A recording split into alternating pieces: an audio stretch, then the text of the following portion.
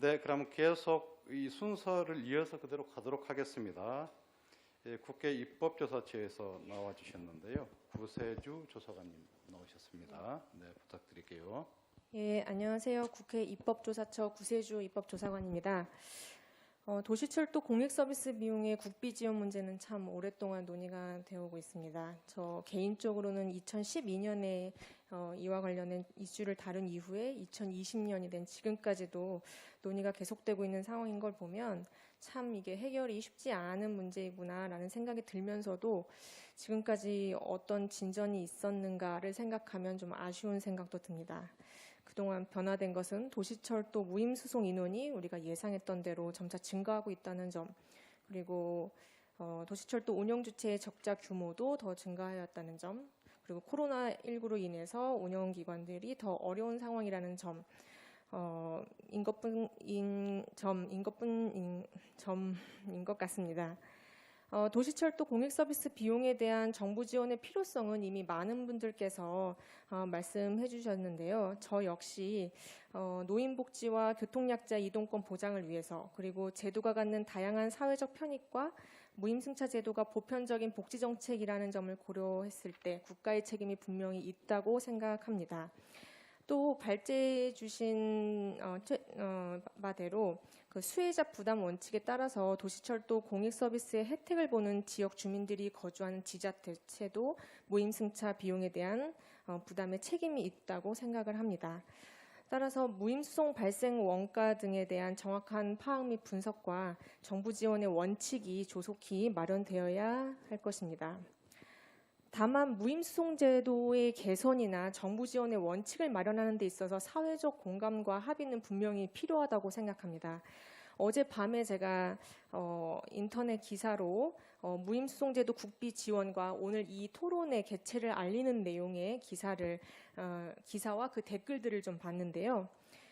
그 댓글이 모든 국민들의 의견을 대표한다고는 볼 수 없지만 국비 지원의 필요성에 공감하는 글도 있는 반면에 예상했던 대로 그 국비 지원 문제가 이제 세대 간, 지역 간 갈등이 될 수 있다는 점을 저는 다시 한번 확인할 수 있었습니다.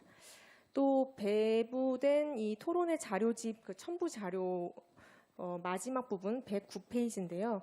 이 자료에 이제 서울교통공사 등 도시철도 운영기관이 지난 10월에 실시한 여론조사 결과가 나타나 있는데 운영기관 재정 악화의 주 요인이 무임승차라는 응답과 국가 보전이 필요하다는 응답이 많다는 그런 내용도 있었지만 이와 함께 무임승차 제도의 변화가 필요한지를 묻는 질문에 대한 응답의 결과로 현행 제도의 변화를 원하는 비율이 46%로 가장 높았고 현행 유지는 30%, 폐지는 22.3%인 것으로 나타났습니다.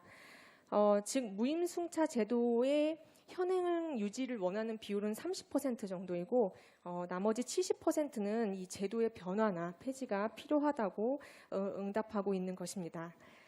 여기에서 제도 변화의 방식으로는 이제 설문지에 따르면 교통 바우처나 일정 요금 부담 등의 방법, 그리고 혜택 연령의 조정 등이 제시되었었고요. 이와 같이 현행 제도에 대해서 변화를 요구하는 의견이 많다는 점을 고려해서 연령 조정이나 연령별 할인율의 조정, 지원 방식의 개선 등 제도 개선 방식을 함께 검토를 해서 도시철도 운용기관이 적자를 해소해 나가고 안전에 투자할 여력을 일부 확보할 수 있도록 해야 할 것이라고 저는 생각합니다. 그리고 보다 원론적으로 그리고 장기적으로 무임수송제도에 대한 논의가 도시철도에 한정될 것이 아니라 고령자의 교통복지 차원 또는 경제적 취약계층의 교통복지 차원으로 광범위하게 논의되어야 된다고 생각합니다. 이런 점에서 보건복지부가 이런 논의에 빠져 있다는 점에 대해서 좀 아쉽게 생각하고요. 앞서 말씀들이 나왔지만 이제 고령자 무임수송에 대해 국비 지원을 반대하는 논리 중에 하나가 도시철도가 없는 지역에 사는 노인들에 대한 형평성 문제인데, 물론 제도적으로는 모든 노인이 전국의 도시철도를 무료로 이용할 수 있다고는 하지만 실질적으로 시골에 거주하는 노인분들이 이 혜택을 받는 경우는 극히 드물고 도시철도가 없는 지역에 거주하는 노인분들이 이동에 불편을 겪고 있습니다. 그리고 버스 교통에 대해서는 요금을 지불하고 있는 상황이고요. 따라서 무임수송 제도가 무임수송 제도에 대한 논의는 일부 지자체 노인들이 아니라 노인 전체의 복지 차원에서 논의가 되어야 된다고 생각합니다. 아니면 노인 복지 차원이 아니라면 경제적 취약계층을 대상으로 할 필요는 없는지에 대해서도 추가적으로 검토되어야 할 것입니다. 무임승차 대상이 되는 노인분들 중에서도 경제적 여력이 되시는 분들도 상당하고 일부 노인분들은 내가 비용을 부담하겠다라고 말씀하시는 분들도 많기 때문입니다. 또 국민들의 이동권 보장과 함께 교통 혼잡 비용이나 에너지, 환경 비용의 절감 등을 위한 방안으로서 대중교통 이용 활성화를 생각해 본다면 대중교통 요금 체계 전반을 함께 검토해 볼 수 있을 것 같습니다. 최근 화성시는 18세 이하 청소년의 버스 요금을 무료화하는 정책을 발표하였고요. 향후 23세 이하의 청년과 65세 이상의 고령자로 확대 적용하겠다는 내용의 정책을 발표한 바 있습니다. 이러한 점들을 참고해서 교통 부분 전체 그리고 복지제도 전반으로 논의를 좀 확대시키고 이에 대해서 정부와 중앙정부와 지방정부의 역할을 분명히 할 필요가 있다고 저는 생각을 합니다. 이상으로 토론을 마치겠습니다. 네, 구세주 입법조사관님, 토론 고맙습니다. 상당히 좀 색다른 토론을 해주셨어요. 그래서 일반적으로 무임승차와 그로 인해서 발생하는 비용 문제를 어떻게 누가 부담할 것인가 이제 하는 문제 포커스가 맞춰져 있는데, 근데 이 문제를 조금 더 한번 더 한꺼풀 더 이렇게 들여다볼 필요가 있지 않는가 하는 이 말씀을 해주신 것 같아요. 그래서 일단 뭐 국비 지원의 필요성을 충분히 뭐 이해를 하지만 또 한편으로는 수혜자 부담이라는 관점에서 지자체가 책임져야 되는 그런 원칙도 분명히 해야 되고, 그래서 이런 부분들을 어떤 식으로 지원을 할 것인지 하는 부분들을 그 구조적으로 좀 잘 만드는데 지금 여러 가지 분석도 하고 잘 들여다봐서 그 내용들에 걸맞는 합의가 필요하겠다는 말씀을 해주셨고, 그런데 이 문제가 또 한편으로는 사회적으로 그렇게 간단한 문제가 아닐 수도 있겠다는 이런 문제 제기를 해주신 거예요. 그래서 그런데 세대 간이라든지 지역 간 이 문제를 접근하는 갈등의 소지가 충분히 있다. 또 그리고 또 한편으로는 이런 것들과 관련해서 현행 제도를 꼭 이 그대로 지금 유지해야 되느냐. 우리는 현행 제도는 그냥 그대로 둔 상태에서 지금 얘기가 쭉 진행되고 있습니다만은 이 부분들에 대한 어떤 변화를 바라는 여론도 충분히 존재한다. 이런 부분들을 조금 감안해야만 되지 않겠는가 하는 요 지점을 좀 지적을 해 주셨어요. 그래서 이런 변화 방식들을 좀 전제로 해서 부담들을 좀 낮춰나가는 방식들을 어떻게 설계할 수 있겠는지를 좀 더 고민해 볼 필요가 있겠다 하는 이런 말씀을 했고, 더 나아가서는 이 문제가 복지 문제니까 이 보건복지부까지 포함하는 복지 차원에서 좀 함께 합의 구조를 만들어내는 어프로치가 필요하다. 이 문제는 아까 우리 최진석 팀장님이 발제해 주신 내용하고도 결부가 됩니다. 그러니까 지자체 부담과 더불어서 복지적 어프로치를 통해서 이렇게 해결해내야 된다는 이런 문제의식하고 연결돼 있고요. 또 한편으로는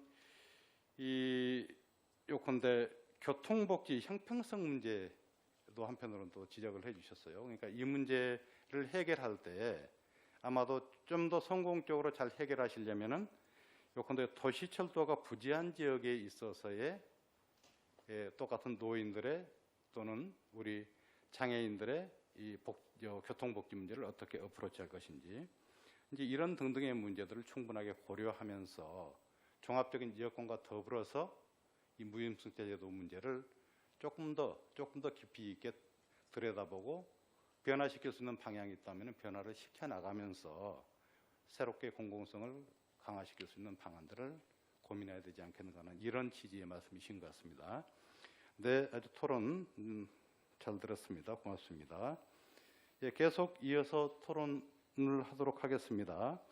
강갑생 중앙일보 교통전문기자님, 네, 토론 부탁드리겠습니다. 네, 안녕하십니까. 저 중앙일보의 강갑생 기자입니다. 사실 이 무임승차 손실 관련한 부분 얘기는 뭐 아까 다 말씀들 하셨지만 워낙 오래된 얘기고요. 그런데 이걸 어떻게 봐야 되는가에 대해서는 사실 고민도 많고 생각도 좀 있었습니다만 일단은 하나 발제하셨던 우리 최인석 박사님 발제하신 부분에 대해서 저는 생각이 좀 다른 부분 중에 하나가 이 무임승차 손실을 운영비하고 같은 동급으로 놓고 보는 것이 맞느냐. 그러니까 쉽게 얘기해서 무임승차 손실을 보전해달라, 지원해달라고 하는 것이 운영비를 지원해달라는 거하고 똑같이 봐야 되는가라는 부분은 좀 다르다고 봅니다, 저는.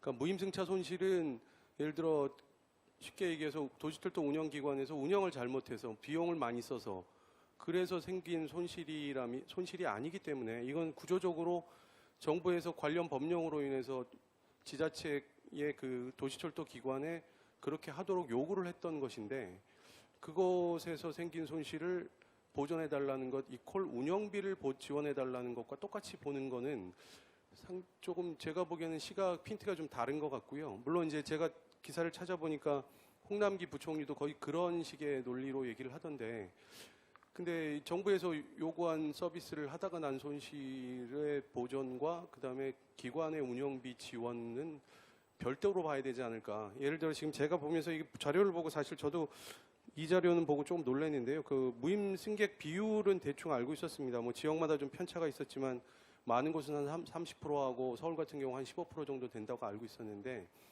문제는 단기 순손실에서 무임 손실이 차지하는 비율을 보니까 이게 상당히 크더라고요. 뭐 평균은 60 정도 되고 서울은 66%, 부산은 심지어 91%까지 그 차지를 하고 있는데요.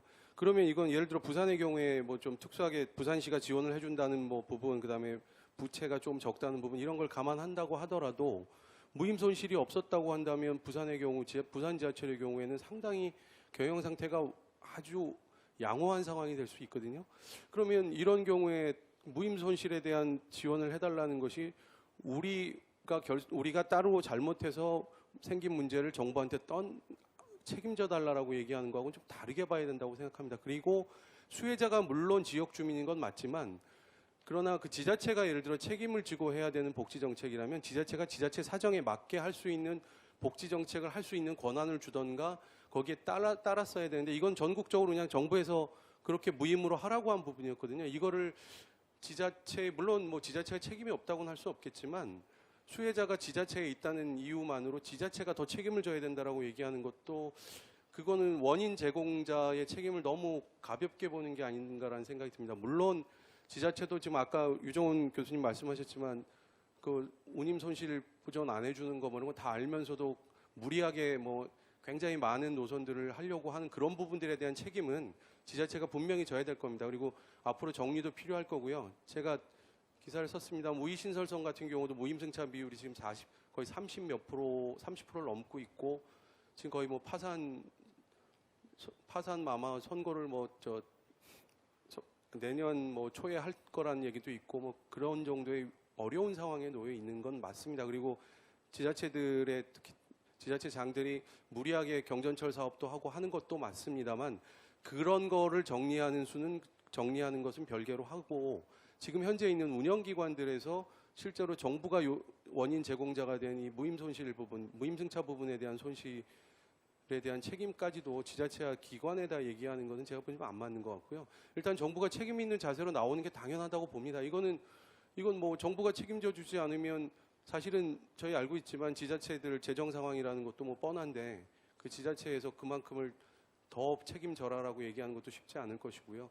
그러면 결국 정부와 지자체 그다음에 지자체 간에 그럼 이걸 어떻게 할 것이냐라는 부분을 따져봤을 때 지금 기관들에서 얘기하고 있는 운영기관에서 얘기하고 있는 그 손실의 한 60% 정도의 지원, 그러니까 PSO 보상과 비슷한 수준의 지원을 해달라고 하는 부분들은 저는 그 정도는 상당히 합리적인 수준이 아닐까 생각합니다. 나머지 40의 부분은 지자체가 책임을 지고 또 운영기관은 운영기관대로 또 뭔가 좀 더 책임을 질 수 있는 부분이 있으면 지는 쪽으로 가는 게 맞다고 보고요. 그래서 이걸 자꾸 전체적으로 합쳐서 운영비라는 개념으로 접근을 하면 이게 그 논리적으로 보면 예를 들어 대외적으로 운영기관들에서 운영비를 지원해달라고 한다는 그런 식으로 가면 분명히 상당히 비판적인 여론들이 많이 나올 수 있겠지만 그게 아니고 이건 좀 구분을 해서 정부가 원인을 제공한 부분에 대한 손실 지원을 해달라는 부분은 다른 얘기다라는 그런 얘기들을 분명히 좀 구분지어서 할 필요가 있다고 생각을 하고요. 근데 이제 여기서 제가 한 가지 좀 말씀드리고 싶은 부분은 또 하나는 뭐냐면 그 아까 앞서서 얘기했었지만 그 여론조사 결과에도 보면 그 젊은 세대들은 이 무임승차하는 부분들에 대해서 굉장히 반감도 있고요. 그걸 국비로 지원하는 것에 역시 반감이 있는데 사실인데 그건 못지않게 또 하나는 이건 뭐 약간 선입견이 근거가 된 걸 수도 있지만 그럼 도시철도 운영기관들은 정말로 열심히 자구 노력도 해가면서 열심히 하고 있느냐라는 부분에 대한 얘기가 항상 나옵니다. 이 지원에 대한 얘기가 나오면 그러면 도시철도 기관은 자구 노력 열심히 했나 뭐 이런 얘기들을 하거든요. 물론 이제 열심히 하고 계신 분도 계실 거고 하고 있는 기관도 있고 뭐 각자의 사정들은 다 있으실 겁니다. 하지만 예를 들어 이거 우리 저 서울교통공사 사장님 와 계시지만 서울 메트로와 도시철도를 합쳐서 엄청 커졌는데 그럼 커지는 과정에서 정말로 효율적으로 구조조정이 됐고 조직 개편이 됐냐라는 얘기를 하면 글쎄요, 제가 보기에는 답이 그닥 그렇게 뭐 긍정적이지는 않을 겁니다. 물론 이제 사정이 있었을 것이고 앞으로 하겠다는 계획도 있으실 텐데 그런 부분들이 왜 제가 이 말씀 드리냐면 정부가 지원을 해야 된다라는 근거 중에 하나로 또 반론에 대한 어떤 반박의 자료로 얘기를 하기 위해서는 나름의 노력들을 하고 있다는 게 어느 정도의 공감대를 이루어야 되거든요. 공감대가 이루어져야 국민들이나 승객들도 거기에 대해서는 정부가 지원을 해줘야 되겠다는 거에 훨씬 더 수긍을 하게 될 겁니다. 그래서 그런 부분들에 대한 부분, 그러니까 제가 말씀드린 부분 그 두 가지, 이 손실 보전과 운영비 지원은 전혀 별개의 개념이라는 부분을 좀 더 확실히 할 필요가 있고, 그 다음에 국민들의 그 어떤 지원에 대한 공감대 형성을 위해서는 또 운영기관 그리고 지자체 나름의 지금보다 조금 더 적극적인 노력들이 같이 가야만 하지 않을까 그런 생각입니다. 이상입니다. 네, 고맙습니다. 지금 마지막에 다 정리를 하셨는데요. 무임승차 문제는 운영비 지원 문제하고는 다르다. 그래서 이 문제의 성격을 조금 더 분명히 할 필요가 있겠고, 그런 차원에서 어쨌든 복지 정책의 측면에서는 분명한 건 국가가 책임져야 되는 것이 기본이다. 그래서 역시나 원인 제공자가 정부이기 때문이다. 그래서 정부는 보다 책임 있는 자세로 나와야 된다. 그런데 이제 이 부분에서 사실 이제 이 부분 얘기에서 구체적으로 들어가면 좀 비슷한 측면들이 있습니다. 그러니까 손실의 60% 정도는 지원을 해주는 것이 맞는 것 같다.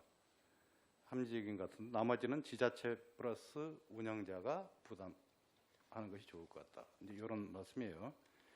그러면서 어쨌든 이 정부의 지원을 받을 수 있고 또 사회적인 공감을 획득할 수 있으려면 중요한 것은 도시철도 회사의 자구 노력이 중요하다. 이제 이런 말씀입니다. 그래서 이 부분까지 이제 이르게 되면은 사실은 논리적인 순서가 좀 다를 뿐이지 전체적으로 문제를 해결해 나가는 좀 큰 틀이라고 할까요? 그 부분들은 좀 왠지 모르게 좀 비슷해진다는 그런 느낌이 들기도 합니다. 유정은 교수님 어떻습니까? 좀 다르죠? 네, 그 부분은 조금 이따 다시 한번 마이크를 돌리도록 하겠습니다. 네, 토론 잘 들었습니다. 고맙습니다. 강갑생 기자님. 네, 그럼 마지막으로 우리 이영수 정책위원님 토론 부탁드리겠습니다. 예, 이영수입니다. 앞에서 발제도 그렇고 또 토론자분도 얘기 잘 해주실 거고요.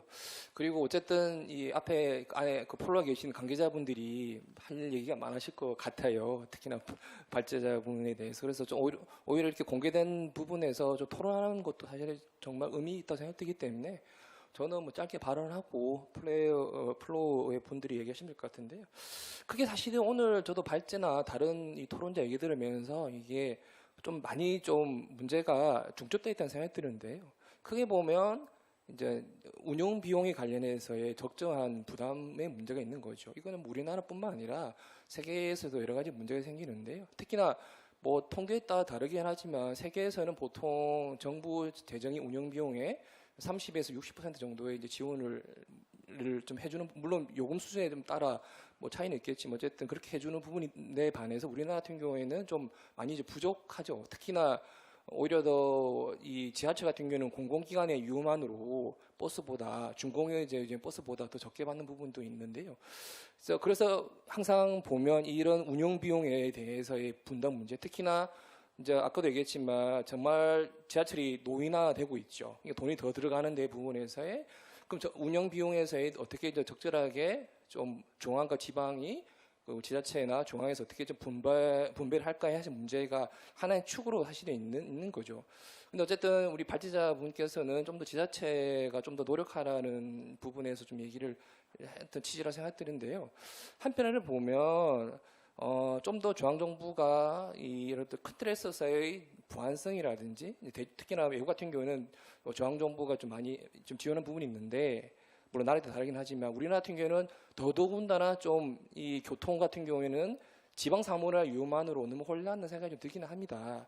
적절하게 어떤 가이드라인이라든지 보안성이 없는 상태에서 너무 너희들이 잘하는 거 봐서 좀 뭐 해주겠다는 말은 상당히 좀 중앙정부 차원에서의 이런 틀을 만들어내는 차원에서는 좀 부족한 것 같고요. 특히나 대중교통을 더 확대를 해야 된다고 계속 얘기하고 있고는 이 와중에서도 그렇게 한다는 것은 중앙정부가 좀 더 선제적으로 못하는 부분이 있는 거고요. 그런 부분에서 좀 이 지방정부가 또 운영기관이 더 잘해야 뭐 이렇게 된다는 것은 좀 받아들이기 어려운 부분도 있는 것 같고요. 또 한편에 보면 아까 강갑선 기장도 얘기해 주셨지만 이 부분이 운영 부분, 무임이 운영 부분에 포함될 문제에 사실 또 다른 사실 논쟁이 있는 거거든요. 물론 크게 보면 운영 비용일 수도 있지만 아까 얘기했지만 전체 중앙법 차원에서 문제이기 때문에 이거를 또 다르게 또 봐야 되는 부분이라고 생각이 들 수도 있고요. 그러니까 이거를 뭐 어쨌든 운영비 큰 틀에서 접근할 수도 있겠지만 또 독립적으로 이제 무임을 대해서 오래된 이 숙제에 대해서 이걸 풀고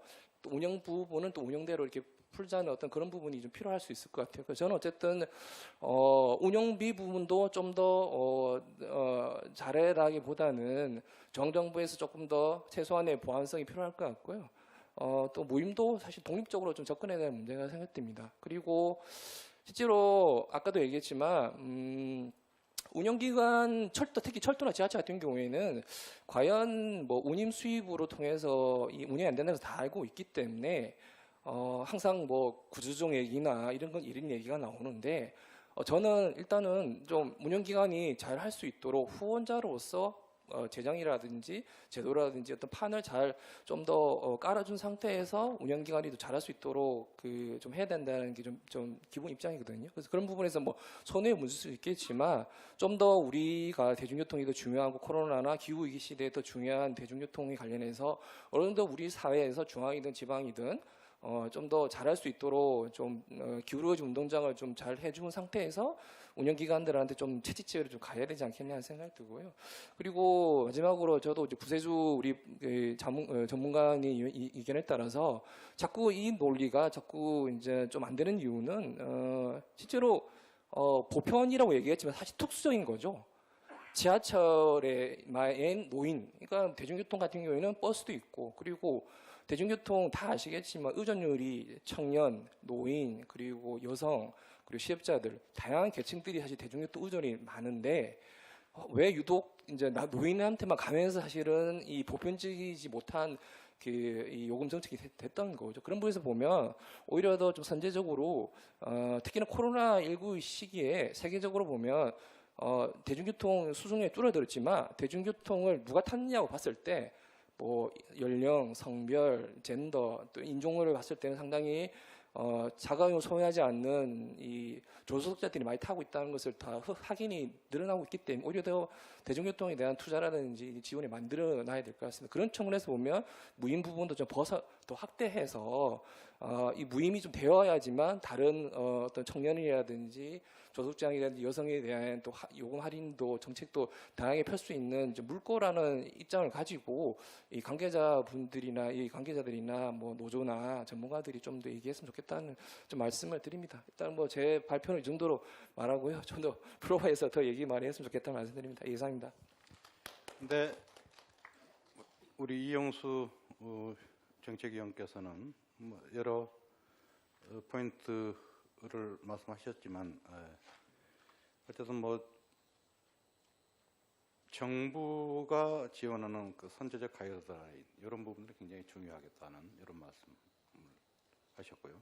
아무래도 이런 객관적인 기준 자체를 가지고 정부가 좀 선제적으로 좀 나설 필요가 있다는 이런 말씀을 하셨고, 그리고 어쨌든 이 연장에서 어쨌든 이 무임에 대한 비용은 중앙정부가 책임져야 된다. 이 문제.